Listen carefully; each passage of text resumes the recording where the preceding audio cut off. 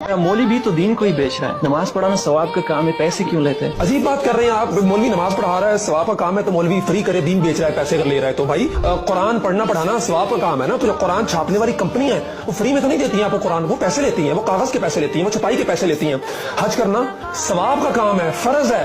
Travel एजेंसियां आपको मुफ्त में तो हज पे नहीं भेज देती, वो पैसे लेती है ना आपसे। जहाज वाले पैसे लेते हैं आपसे। मस्जिदें बनाई जाती हैं, अंदर नमाज होती है, कुरान पढ़ा जाता है, सारे नेकी के काम होते हैं। लेकिन मिस्त्री मस्जिद बनाने के पैसे लेता है, मस्जिद में लगने वाली सीमेंट के आप पैसे लेते हैं, सरिये के पैसे लेते हैं, मजदूरों को आप पैसे देते हैं। शादी आधा ईमान है, निकाह सुन्नत है, दीन का हिस्सा है। लेकिन बेदछुआरों से लेके, कपड़ों से लेके, कैटरिंग वालों से लेके, शादी हाल वालों पे लाखों रुपए आप लुटा देते हैं। लेकिन अगर मौलवी को 5,000 रुपया, 10,000 रुपया निकाह जिसने पढ़ाना है, आपके इस रिश्ते को हलाल करना है, अगर आपको देने पड़ जाए तो आपको मौत पड़ जाती है।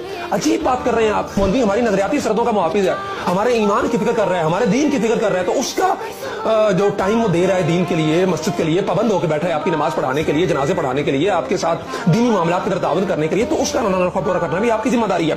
15-20 साल मौलवी बेचारे को हो गए, 15,000-20,000 रुपए तनख्वाह पे जो है ना नमाजें पढ़ाते हुए, आपकी दीनी जरूरियात का ख्याल करते हुए, अगर उस बेचारे ने तंग आके महंगाई के हाथों कह दिया आपको कि यार कोई तनख्वाह बढ़ा दे, तो फौरन आपके मुंह पे आ जाता है कि जनाब ये दीन को बेच रहा है। अजीब बात है, बाकी किसी को नहीं आप कहते हैं। तो इस रविश को बदलना होगा।